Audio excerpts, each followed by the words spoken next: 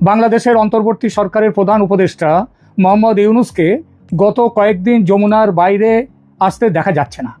শেষ দেখা গিয়েছিল সম্ভবত জুলাইয়ের 16 বা 17 তারিখে ঢাকায় সেনা দপ্তরের একটি সভায়। তারপর 7 দিন হতে চলল তিনি যমুনা ছেড়ে বেরোচ্ছেন না।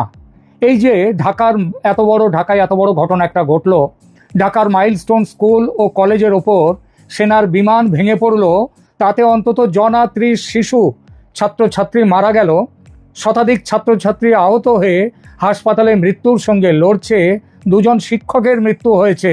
অন্য দেশ হলে প্রধান শাসক এতদিন সেদিনই হাসপাতালে গিয়ে দেখে আসতেন আহতদের, তাদের সান্ত্বনা দিতেন, তাদের পরিবারের পাশে দাঁড়াবার কথা বলতেন।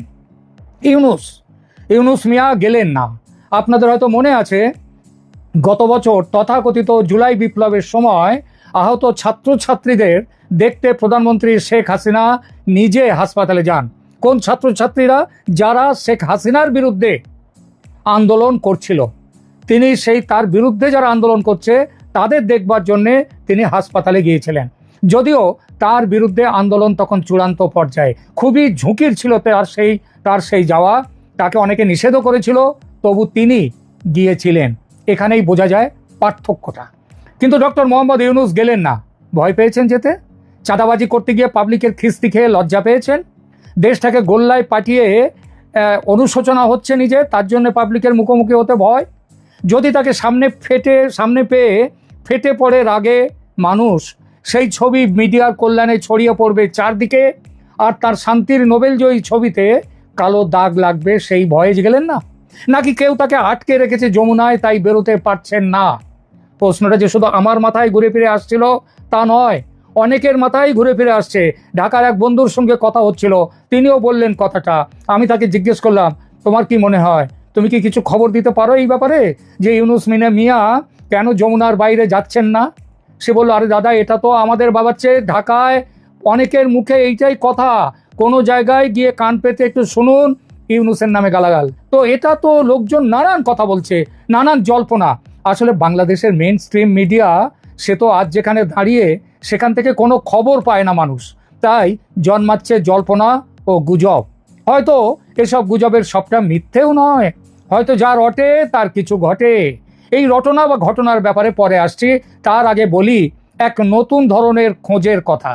যখন কোনো দিকেই কোনো খবর পাচ্ছি না যে ডক্টর মোহাম্মদ ইউনূস এখন কোথায় আছেন, কিভাবে আছেন, তখন আর্টিফিশিয়াল ইন্টেলিজেন্স বা এআই বা কৃত্রিম বুদ্ধিমত্তার তার কাছে গেলাম। এই কৃত্রিম বুদ্ধিমত্তা সম্পর্কে নিশ্চয়ই অবগত আছেন আপনারা। এই বস্তুটি জানে না বা পারে না এমন কাজ খুব কমই আছে, নেই বললেই চলে। আপনি প্রশ্ন করলে তা সে যে বিষয়ই হোক, দুনিয়া ঘেঁটে 2-4 সেকেন্ডের মধ্যে উত্তর এনে রাখবে আপনার সামনে। এমনকি যেটা ঘটেনি কিন্তু সম্ভাবনা কি, সেই ব্যাপারেও কোন সম্ভাবনাটা সব থেকে বেশি, সেগুলো রাখবে আপনার সামনে। আপনি বেছে নিন, দেখে নিন। দেখতে চাইলাম এই ব্যাপারে, অর্থাৎ ইউনূসের যমুনায় লুকিয়ে থাকার ব্যাপারে এআই কি বলছে সেটা জানতে চাইলাম। একাধিক এআই অ্যাপ আমার ডাউনলোড করা আছে। সেখানে গিয়ে যা পেলাম তার সারমর্ম এরকম, যে তারা বলছে যে মোহাম্মদ ইউনূস তার বাসভবন যমুনা থেকে বের হচ্ছেন না। তার কারণ হিসেবে জানা যাচ্ছে যে তিনি ব্যক্তিগত কারণে এই মুহূর্তে ব্যস্ত, তাই জনসমক্ষে আসছেন না। তাকে শেষ দেখা গেছে ঢাকায় সেনাবাহিনীর এক অনুষ্ঠানে, এটাও এআই বলে দিল। তারপর থেকে তিনি আড়ালে। আর এই আড়ালে থাকার কারণ, ব্যক্তিগত কারণে তিনি বাসভবন যমুনা থেকে বের হচ্ছেন না। ব্যক্তিগত কারণ বলতে কি বোঝায়, কি হতে পারে সেটা জানতে চাইলাম। অতঃপর কি হতে পারে, তার উত্তর হলো কারণটা ব্যক্তিগত। সেটা মোহাম্মদ ইউনূস কাউকে বলেননি, প্রকাশও করেননি। এমনকি তার যে ওই প্রেস সচিব, তিনিও জানেন না যে তিনি কেন কাজে বসছেন না বা তিনি কেন যমুনা থেকে বেরোচ্ছেন না। ওনার প্রেস সচিব কি যেন শফিকুল আলম, তিনি তো সব জানতা মহাপণ্ডিত, তো তিনিও জানেন না যে ব্যক্তিগত কারণ কি। এবং তিনি তো প্রধান শাসক, কাউকে তো জবাবদিহি করার নেই। সে নয় হলো, কিন্তু রাষ্ট্রপ্রধানের দায়িত্ব ব্যক্তিগত কারণে পালিত হবে না, এটা কেমন কথা? আর ইউনূসের মতো ঝাড়া হাত পা মানুষের কি এমন ব্যক্তিগত কারণ থাকতে পারে যে এমন মর্মন্তুদ বিমান দুর্ঘটনায় আহত শিশুদের দেখতে একবার হাসপাতালে পর্যন্ত যেতে পারেন না? কি এমন মহাকাজ ছিল যে তার এত সময়ের অভাব? এই যে কয়েকদিন আগে আহমেদাবাদে এয়ার ইন্ডিয়ার যাত্রীবাহী বিমান দুর্ঘটনায় পড়ল, সেখানে আহত পথচারীদের দেখতে হাসপাতালে গিয়েছিলেন ভারতের প্রধানমন্ত্রী নরেন্দ্র মোদী। অথচ ঢাকার মহারাজ এখন মোহাম্মদ ইউনূস, তিনি গেলেন না। কেন গেলেন না? আর এখানে গুজব বা রটনা, যা পুরো সত্যি নাও হতে পারে, অথবা আংশিক সত্যি হতে পারে, আবার এমনকি তার কোনোটা বা পুরো সত্যিও হতে পারে। একটু আগে ঢাকার বন্ধুর সঙ্গে ফোনে হওয়া আলোচনার কথাগুলো বললাম, তিনি কয়েকটি সম্ভাবনার কথাও আমাকে বলেছেন। এক, শাসক হিসেবে ইউনূস যে ভয়ঙ্কর রকমের ব্যর্থ, সেটা আজ আর বলার অপেক্ষা রাখে না। বাংলাদেশের একবার বাচ্চা থেকে বুড়ো সবাই সে খবর জানে। তার ওপর তার যে অসম্ভব গদির লোভ, সেটাও মানুষের জানা। নির্বাচন নিয়ে এই বৃদ্ধ বয়সে মহাপণ্ডিত হয়ে একের পর এক মিথ্যাচার, কখনো বলছেন অমুক দিন, কখনো বলছেন অমুক, কখনো আরেক সময় অন্য কথা, কখনো বলছে আওয়ামী লীগকে নিয়ে ভোট হবে। হ্যাঁ, আজ থেকে কয়েক মাস আগে বলেছিলেন বিএনপি যখন চাইছে আওয়ামী লীগকে নিয়ে ভোট করতে, তখন ভোট হবে, আওয়ামী লীগ থাকবে। তার কিছুদিন পরে তিনি আওয়ামী লীগকে কার্যত তাদেরকে বন্ধ করে দিলেন তাদের কাজকর্ম। তো এই যে নির্বাচন নিয়ে মিথ্যাচার, পদত্যাগের নাটক, মানুষ সব ধরে ফেলেছে ওর নাটক। মানুষের আগে ফুঁসছে। ওনাকে সামনে পেয়ে যদি সেই রাগের বহিঃপ্রকাশ হয়, সেই ভয়ে নিজেকে আটকে রেখেছেন যমুনায়। কিছুদিন পর পাবলিকের রাগ একটু কমলে আবার তিনি বাইরে আসবেন নতুন কোনো নাটক নিয়ে।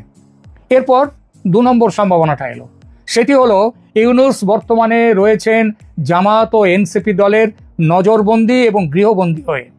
ইউনূস নিজেকে বড় মাঠের খেলোয়াড় বলেন, ইন্টারন্যাশনাল প্লেয়ার বলেছেন নিজেই নিজেকে। তবু বয়সের তো একটা চাপ থাকে। বুড়া বয়সের ভীমরতি বলে একটা কথা আছে। যদি সেই ভীমরতি হঠাৎ পেয়ে বসে আর সবার সামনে প্রকাশ্যে, বাইরে বেরিয়ে বললে তো সবার সামনেই বলতে হবে, প্রকাশ্যে যদি পদত্যাগের কথা বলে বসেন, কিংবা যদি বলে বসেন, কিংবা তিনি বলে ফেলেন সত্যিটা, আমি তো চলে যেতে চাই কিন্তু ওরা আটকে রেখেছে, ব্যাস, তাহলে তো হয়ে গেল। সুতরাং আটকে রাখো বুড়ারে। বিয়ে পাগলা বুড়োর বাংলাদেশি সংস্করণ এই গদি পাগলা বুড়ো, তাকে ছাড়া হবে কাজ মিটলে, তার আগে বেরোতে পারবে না। এমনটা যে হতে পারে না তা কিন্তু নয়। বাংলাদেশের রাজনীতিতে ইউনূস একটা পরগাছা। তার পেছনে জনসমর্থন কোনোদিন ছিল না, এখনো নেই। প্রধানমন্ত্রীর কুর্সিতে বসার স্বাদ ছিল বড়, তাই নাকের বদলে নরুন পাওয়ার মতো প্রধানমন্ত্রীর চেয়ারে বসেছেন, তবে প্রধানমন্ত্রী হিসেবে নন, প্রধান উপদেষ্টা হিসেবে। আর সেটা পেয়ে হয়তো মিটেছে স্বাদ।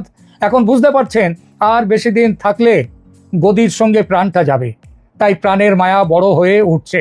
বাংলাদেশের ইউটিউবারদের একটা অংশ যে ভাষায় এখন আক্রমণ করছেন ইউনূসকে বাংলাদেশে বসে, সেসব কথা শুনলে চূড়ান্ত লজ্জাহীনেরও ভয়ঙ্কর লজ্জা হবে।